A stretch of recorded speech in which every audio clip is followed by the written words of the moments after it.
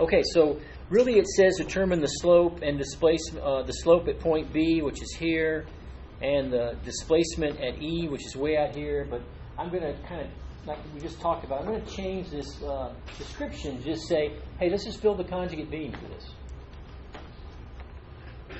So like most of the time, like we've done in the past, we need to develop the shear force and bending moment diagrams. Let's do that. So I'll assume that we have a reaction at B and D. I'll assume they're both up. And I'll find those by summing moments in the structure. So first I will sum moments. I think I'm going to sum moments at D. No particular reason why. I just decided to do it. D and B, either one of those would be a good choice. So about D, I have an 8 kip force, this one on the right side at E. What kind of moment does that create about D? Positive or negative? Negative. So that'd be negative 8 kips. And the distance is 10 feet. Then I go all the way to this other one, 8 kip over here at A. About D, that's going to create positive moment. Force is 8. The distance from D to A is 10, 10, 10, 30 feet. And then I'll have my reaction at B. I've assumed it acts up. So B, that force acting through B creates what kind of moment at D? My sign convention, it's negative. And that would be By. And the distance from D to B is 20. So we should be able to find By. I think it's going to be 8, but I'm just guessing. You guys tell me. You like the numbers.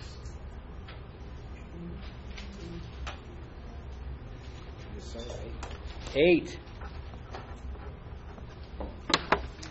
And then we will sum forces in the y direction. Make sure they're in equilibrium. So I've got By up plus Dy up. Then I've got 2 8-kip forces acting down. Those are negative for me.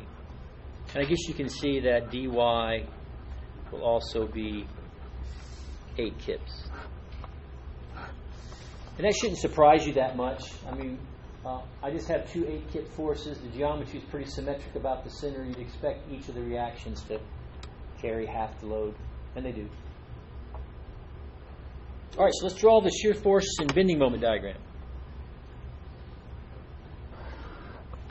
So I will draw a template. There's my left and right edge, and then this is where my By and Dy reactions. So I'll start with my shear diagram. So positive X, positive shear. My units will be in kips. So what's the starting shear value here? Yeah, it's going to start off negative.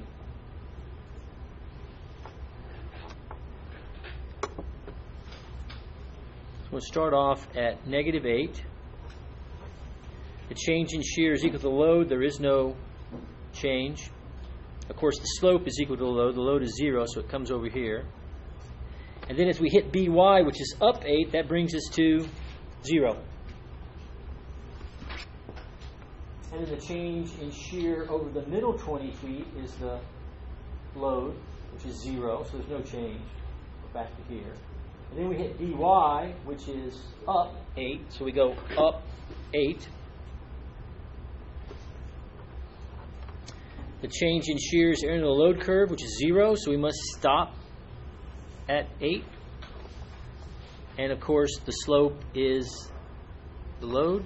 So we've got this kind of weird looking shear diagram. So we have constant negative shear over the overhang, no shear in the middle at all, and a positive at the end. Okay, let's draw the moment diagram.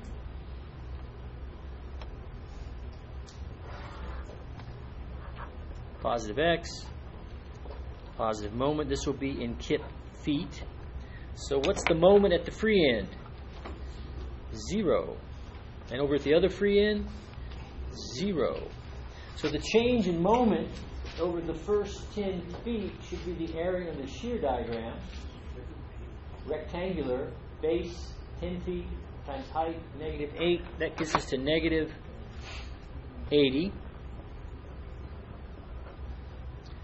And of course, the slope is equal to the shear, and the shear is constant and negative. The change in moment from B to D should be the area of the shear diagram, which is 0. So there should be no change.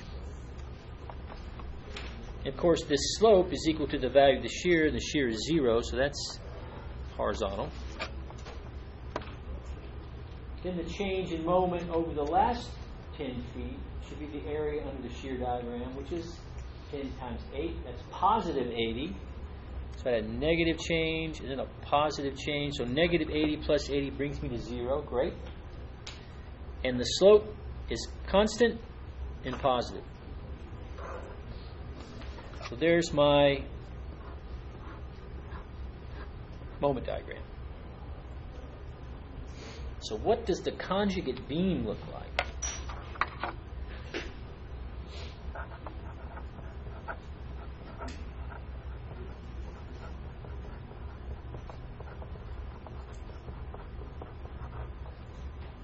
All right, here we go. Free end becomes fixed. Internal support becomes hinge. Internal support becomes hinge. Free end becomes fixed. Ouch. So,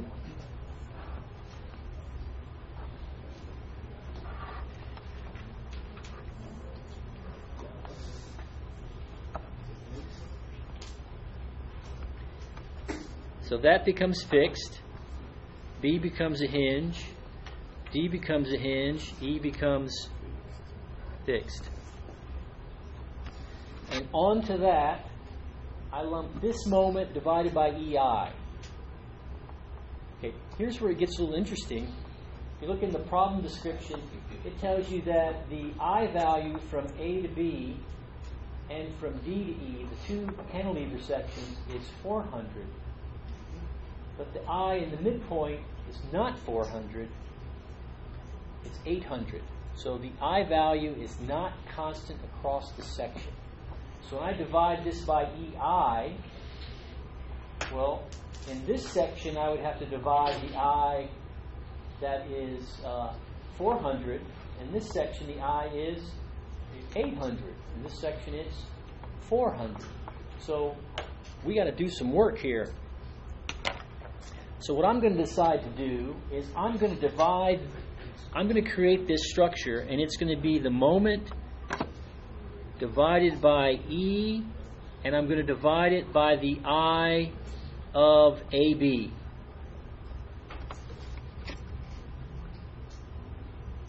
Which is okay here. It's okay here, but what happens here? This is not equal to AB. If AB is 400, what's the BD equal to? Well, it's twice as big. So in this section, so I'll write it here. So here's IAB, that's okay. And here's IAB, that's okay. But here it's going to be 2AB. So now I have a common denominator, AB all the way across. But this section of the moment diagram has to be divided by 2IAB. So this is what it's going to end up looking like. I'm going to lump this over here. And I'm going to kind of do a dotted line because we're going to have to do some work here. So there's the basic shape. So over this first section, yeah, it's 80 kip feet divided by EIAB. But in this middle section, where I'm going to take 80 and divide it by 2IAB, what do I get? What's 80 divided by 2? 40.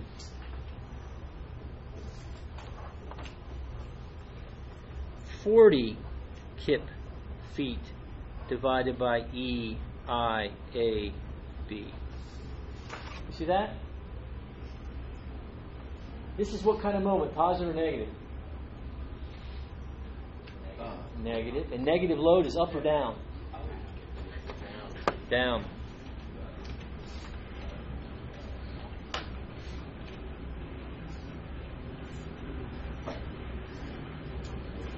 So that's what the load looks like. Now you can probably imagine the effort you'd have to go through to break this structure apart into 1, 2, 3 free bodies to find all those components. This is not something you can do on the exam. But you can do this on the exam. You can convert the real beam with this load into a conjugate beam. And that would be the answer to that part of the problem. Yeah? So would we need to show on our free body that it's actually half in the middle, like just cut it in half? Because, see, I chose to do this, right? Yeah. I could have chose to use the AI in the middle of the beam, and then what would have happened? The outer part movement. Well, these are half that size. So when you divide by half, it goes up. So these end wings would become 160. The middle piece would still be 80. The ends would be 160. But they'd be divided by this EI, which is twice as big, which is exactly equivalent to this. No difference.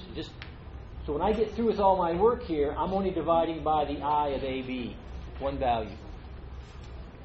I've already seen the difference in I's, and I've fed it into my moment diagram and affected it here. I thought that was interesting.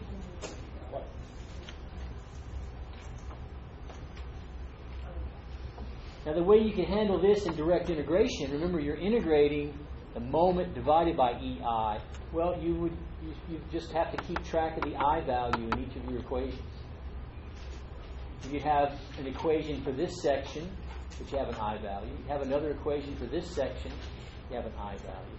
Another equation for this section. That's 6 integration constants. You don't want to tackle that problem if you don't need to. So this is definitely a conjugate beam problem, but not one that I think you could pull off in class. Could I give you one like this where the resulting beam was much simpler? Yeah. But still have different I values? Sure. Could do that. And you would handle them exactly this way. You would pick one of them as your common denominator and adjust the other one to match. Even that part of the problem, according to my calculation, it took 13 minutes.